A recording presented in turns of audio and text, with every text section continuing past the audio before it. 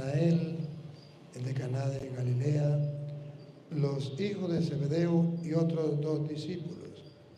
Simón Pedro les dijo: voy a pescar. Ellos le respondieron: también nosotros vamos contigo. Salieron y se embarcaron, pero aquella noche no pescaron nada.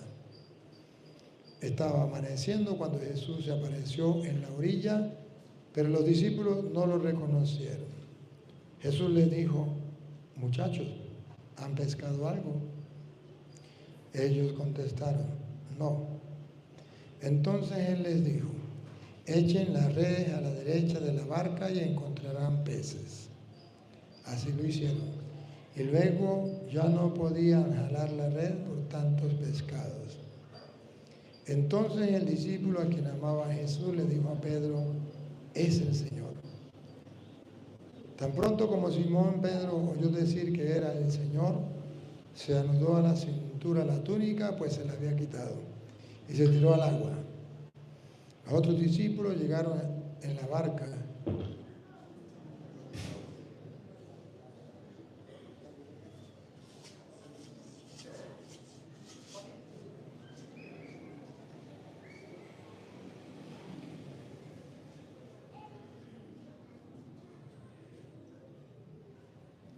Los otros discípulos llegaron en la barca arrastrando la red con los pescados, pues no distaban de tierra más de 100 metros.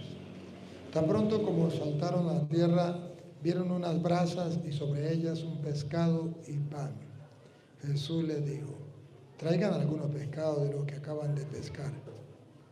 Entonces Simón Pedro subió a la barca y arrastró hasta la orilla la red repleta de pescado grande. Eran 153. Y a pesar de que eran tantos, no se rompió la red. Luego les dijo Jesús: vengan a almorzar. Y ninguno de los discípulos se atrevía a preguntarle: ¿quién eres? Porque ya sabían que era el Señor. Jesús se acercó, tomó el pan y se lo dio, y también el pescado. Esta fue la tercera vez que Jesús se apareció a sus discípulos, después de resucitar de entre los muertos. Después de almorzar, le preguntó Jesús: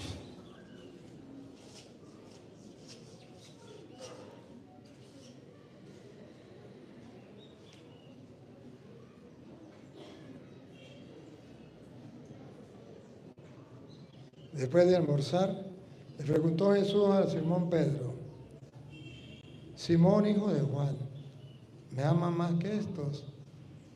Él le contestó: sí, Señor, tú sabes que te quiero. Jesús le dijo: apacienta mis corderos. Por segunda vez le preguntó: Simón, hijo de Juan, ¿me amas? Él le respondió: sí, Señor, tú sabes que te quiero. Jesús le dijo: pastorea a mis ovejas. Por tercera vez le preguntó: Simón, hijo de Juan, ¿me quieres?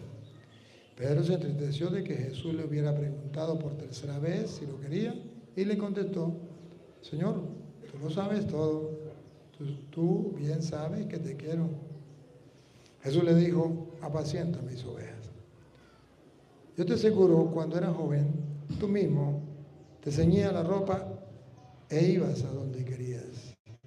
Pero cuando seas viejo, extenderás los brazos y otro te ceñirá y te llevará a donde no quieras. Esto se lo dijo para indicarle con qué género de muerte habría de glorificar a Dios. Después le dijo: sígueme. Palabra del Señor. Gloria a ti, Señor Jesús. Digan conmigo: Santo y Divino Espíritu, lléname plenamente de tu luz, de tu sabiduría. Así sea. Siéntese un momentico.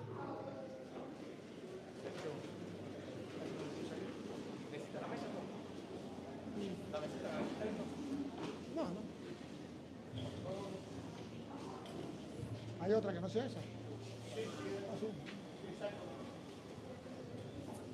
Queridos hermanos, me da inmensa alegría poder compartir este evangelio.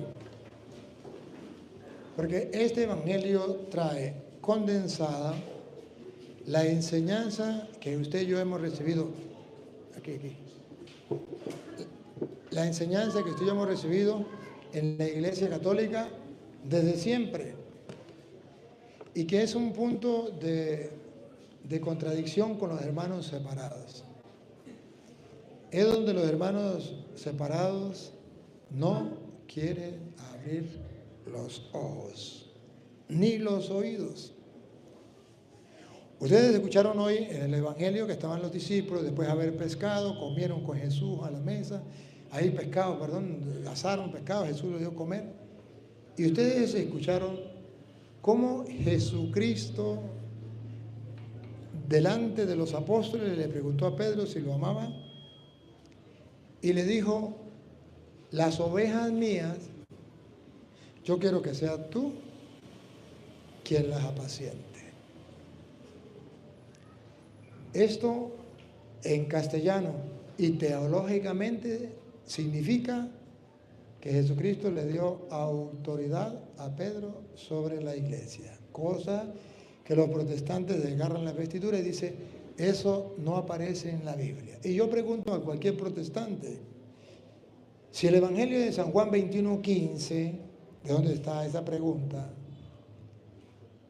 No significa que Jesucristo le dio autoridad a Pedro sobre todo su rebaño de ovejas, donde Cristo es el pastor supremo, pero como Él se va, le deja el encargo de pastorear las ovejas a Pedro.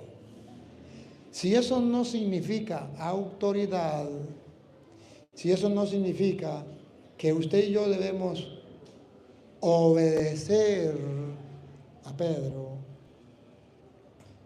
estar dentro del rebaño donde está Pedro, si eso no significa que hay una característica propia de la iglesia de Cristo, que es sentirse oveja del rebaño de Cristo y tener un pastor que no sea cualquiera, sino el mismo que Jesucristo delegó para su iglesia, entonces que me diga cualquier protestante en el mundo, ¿qué significa teológicamente esto en la Biblia? Porque yo sumo, resto, multiplico y no me da. Entonces ustedes comprenderán que los protestantes tienen un problema: la soberbia.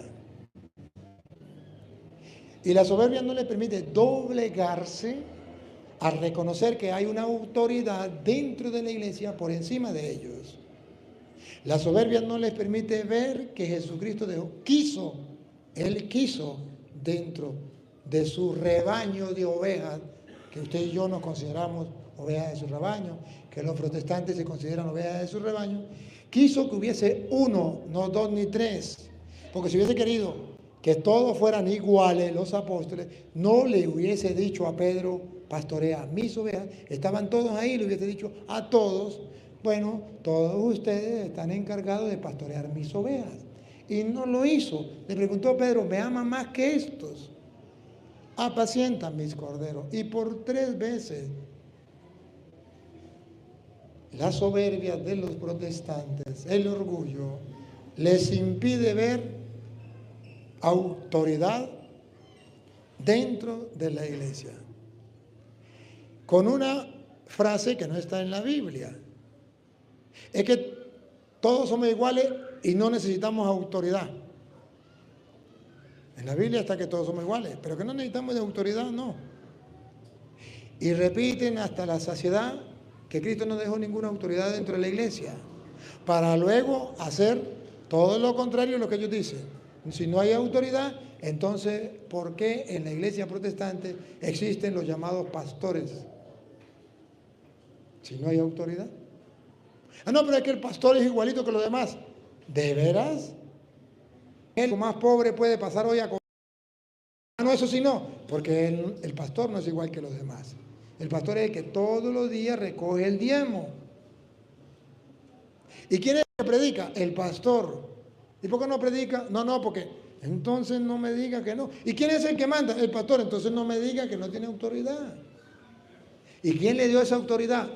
A diferencia de Pedro, que se la dio Cristo, y hoy lo escuchamos, a ellos nadie le dio esa autoridad. Ahora sí comprendo. ¿Por qué quieren quitarle la autoridad que Cristo le dio a Pedro? Para dejar todo sin autoridad. Y al encontrar un pueblo sin autoridad, entonces ellos se autonombran autoridad. Al encontrar un pueblo sin pastor, entonces ellos se autonombran pastores. Cristo no dejó ningún pastor en la iglesia. Y entonces, ¿por qué ellos son pastores y hasta pastoras? Que alguien me lo explique. Pero no solamente los hermanos separados. También hay católicos que sufren de la misma enfermedad. No quieren autoridad. Y todo lo que le huele a autoridad, le resbala o le choca. ¿O no? Aquí, en Guatemala y en Guatepeor. En todas partes. Porque no estamos acostumbrados a obedecer. Porque obedecer es una virtud, y no solamente una virtud, sino un ejemplo de Cristo. Padre, que no se haga mi voluntad, sino la tuya.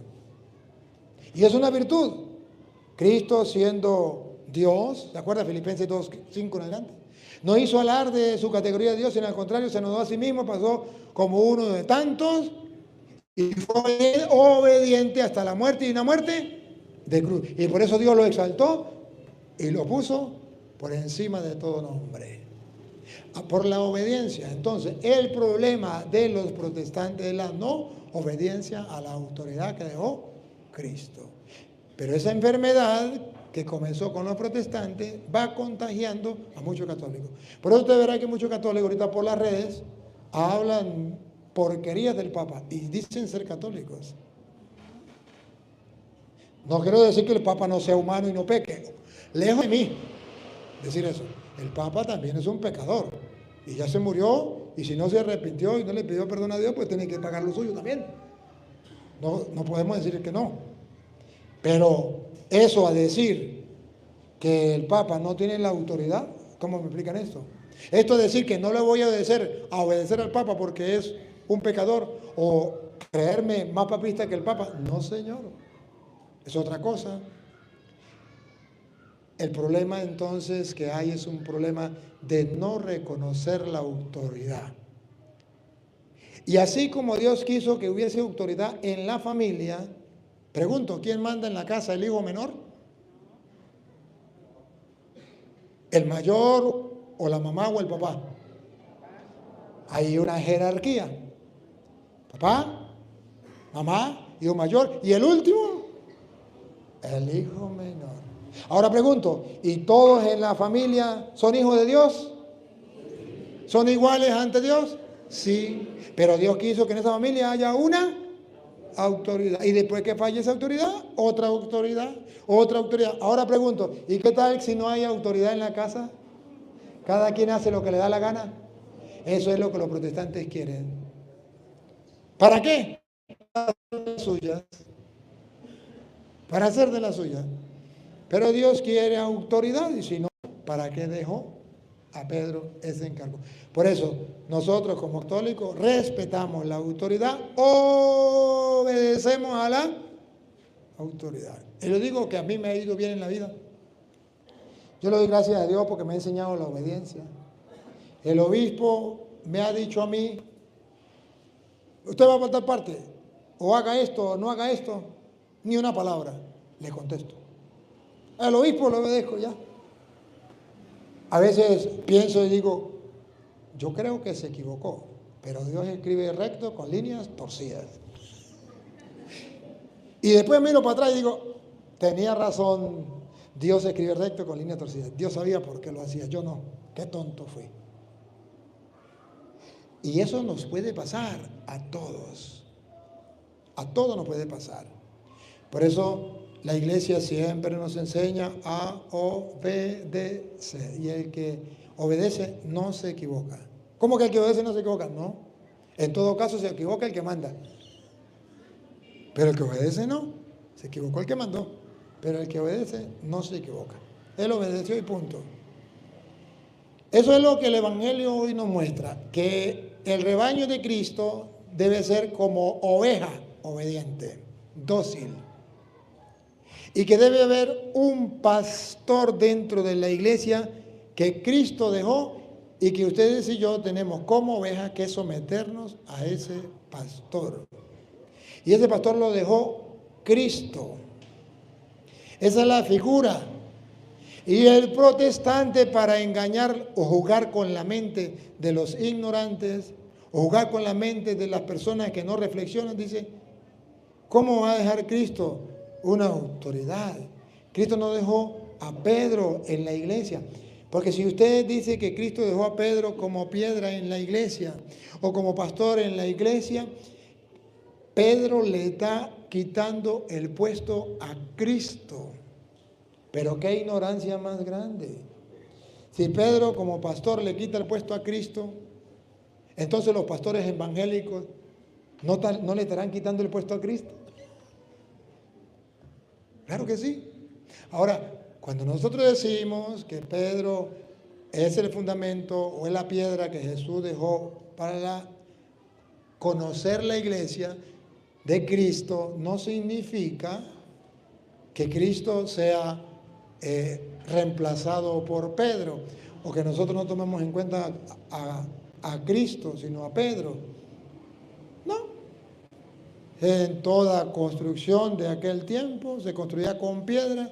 Siempre existía una piedra invisible, que era la piedra de abajo. No sé si ustedes llaman la primera piedra. Abren un hueco y meten la primera piedra. Esa piedra invisible es Cristo. Pero toda la construcción era de piedra. O sea que de ahí en adelante muchas piedras. Pero usted no podía poner todas las piedras al mismo tiempo. Tenía que poner primero una piedra y después otra piedra. La piedra principal, la piedra de abajo, la que sostiene todo, es Cristo. La invisible, no lo vemos. Pero después de Cristo viene Pedro y después vienen los otros apóstoles. Y así de sencillo. Y de ahí venimos nosotros como piedritas.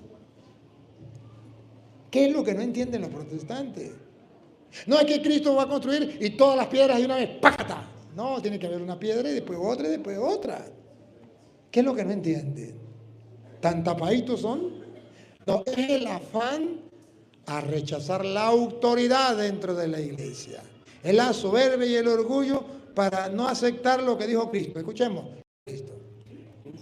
21:15 de San Juan. Cuando hubieron comido, No está Pedro solo. Jesús quiso que estuvieran más. Era la tercera vez que se le aparecía a los apóstoles resucitados. Jesús dijo a Simón Pedro: ¿Qué es lo que no entienden? Vean la preferencia por Pedro. Vean cómo saca a Pedro del grupo y lo pone aparte. Y le dice a Simón Pedro. Y para que ustedes se den cuenta que lo pone aparte, vean la pregunta que le hace.